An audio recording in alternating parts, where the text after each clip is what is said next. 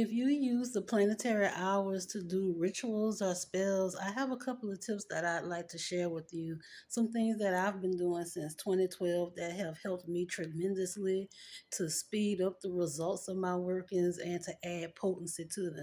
So, in addition to doing things during the planetary hour, something that I've been doing and that has worked great for me is doing my work when the planet is actually rising on the eastern horizon. And the reason that I do that is because the energy of a planet is most potent when it's first rising, and we can see it from our vantage point here on Earth. That's when it's the most powerful of all. And so I'm going to show you how you can find out when a planet or when a star is rising.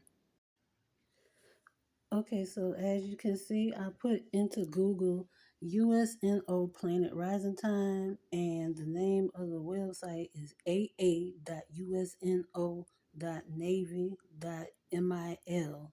And this is the U.S. Naval Observatory's website. And as you can see, it says rise, set transit times for major solar system bodies and bright stars. So you can find out the rising times for both planets and for different stars. And so first what you're going to do is select the celestial object of your interest. And so you can see they have the sun, moon, Mercury, Venus, Mars, Jupiter, Saturn, Uranus, Neptune, Pluto, and all different kinds of stars. The energy that I've been working with recently is Jupiter. So we're going to find out when Jupiter is rising. So you're going to select the date that you want to start, which is today, and the number of days. I want 7 days, so I put in 7 days. Then you're going to scroll down and you're going to put in your location. So I'm in Lafayette, Louisiana, so I'm putting in my city, and I'm choosing the state, and then import data, and you click get data, and that's going to give the app the right coordinates, and boom, here you go. These are the times where Jupiter is going to be rising in my location. It also had transit alt is when it's going to be reach its peak in the sky, and then set is when it sets in the western horizon.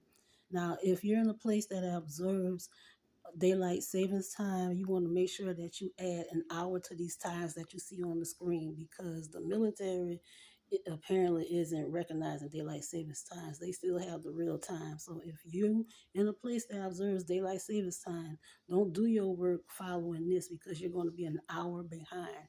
Add 1 hour to it, and then that's when you start your work. Okay, and another tool that I use to help me when working with the planets. There's a couple of apps that I use that actually help me find where the planet is or the star is in real time. So this is a screenshot from an app called Sky Map, and it's also available on Android. But if you're on iOS, there's a similar app called Stellarium.